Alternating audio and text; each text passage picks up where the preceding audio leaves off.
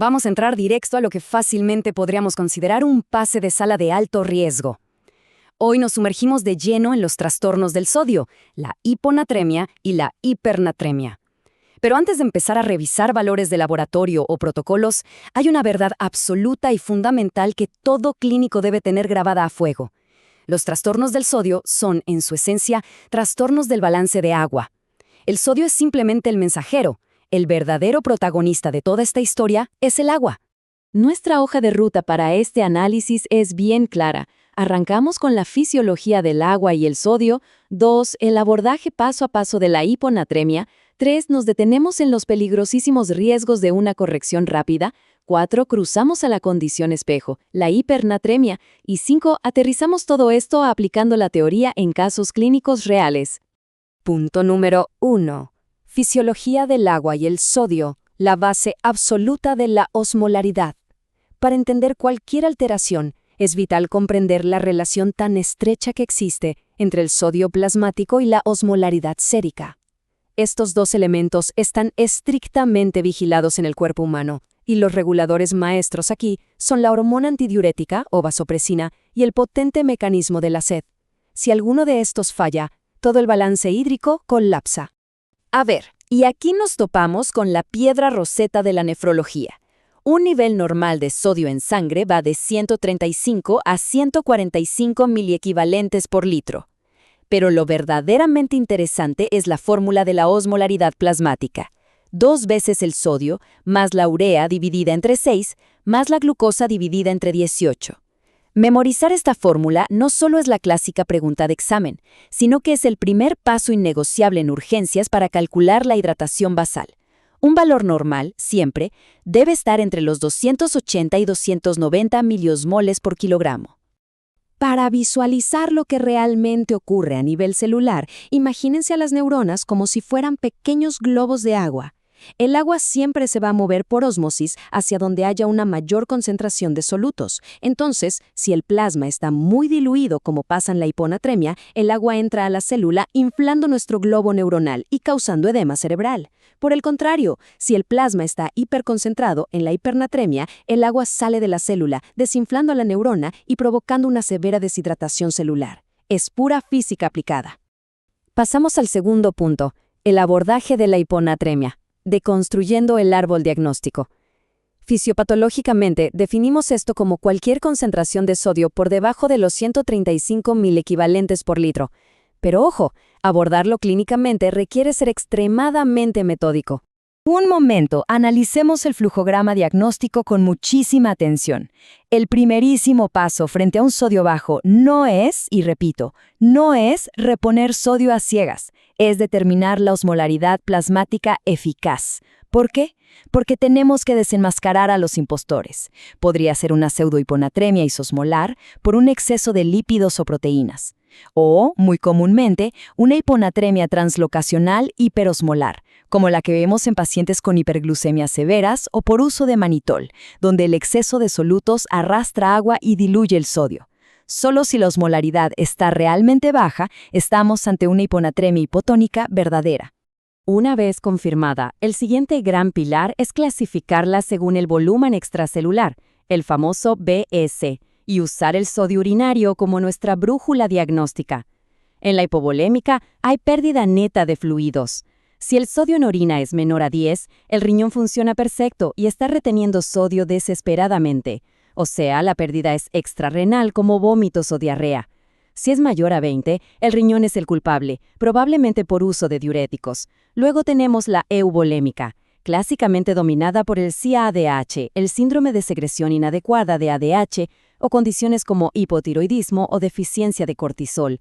Y finalmente la hipervolémica, los estados edematosos. Aquí, fallas como la insuficiencia cardíaca, cirrosis o síndrome nefrótico disminuyen el volumen arterial efectivo, lo que engaña al cuerpo, forzándolo a retener aún más agua y sodio.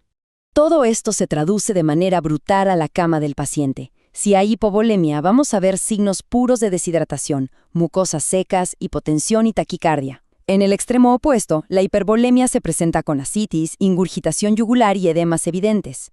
Curiosamente, en la hiponatremia eugolémica, Los pacientes no suelen presentar signos clínicos tan obvios de exceso o déficit de volumen. Ahora, la presentación clínica no solo depende del volumen o si es aguda o crónica, sino de qué tan severa es la caída. Una baja leve puede dar solo cefalea o algo de letargo, pero el verdadero peligro entra en escena cuando el sodio se desploma por debajo de los 120 milimoles por litro. Es ahí donde el edema cerebral desencadena manifestaciones neurológicas graves: estupor, convulsiones, coma. Literalmente una emergencia módica absoluta. Y esto nos lleva al punto 3, los riesgos de una corrección rápida. El peligro de la desmielinización osmótica. Cualquiera pensaría que ante un nivel crítico hay que subir el sodio lo más rápido posible, usando solución salina hipertónica al 3%.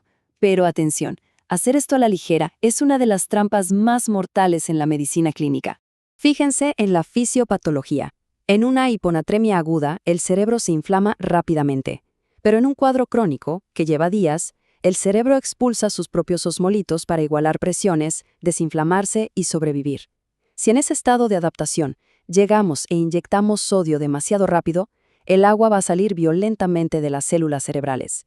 Este choque osmótico provoca la desmielinización osmótica, clásicamente conocida como mielinólisis pontina central, un daño neurológico devastador y a menudo irreversible. Por eso hay que grabarse este número a fuego para evitar una tragedia. La corrección de la anatremia jamás, bajo ninguna circunstancia, debe superar los 0.5 miliequivalentes por hora, lo que nos da un límite máximo estricto de 12 miliequivalentes por día. Esa es la velocidad límite, para darle tiempo al cerebro de reabsorber sus osmolitos protectores y adaptarse de vuelta. Cruzamos a la sección 4, el abordaje de la hipernatremia, la condición espejo.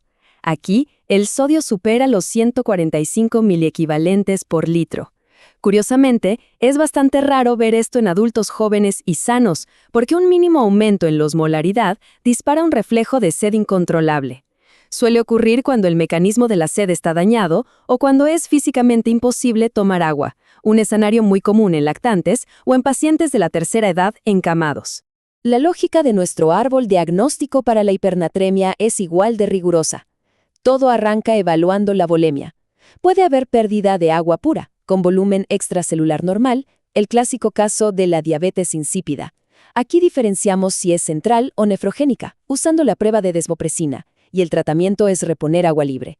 También podemos tener pérdidas mixtas de fluidos hipotónicos, ya sea por vía gastrointestinal, renal o cutánea.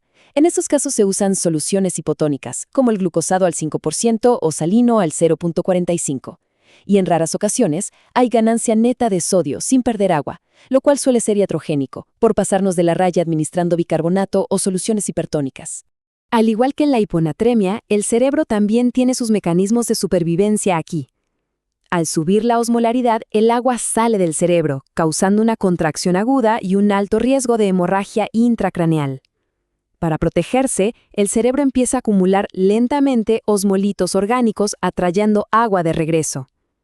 Si intentamos bajar el sodio enviando fluidos hipotónicos de golpe, inundamos ese cerebro repleto de osmolitos y generamos un edema cerebral fulminante.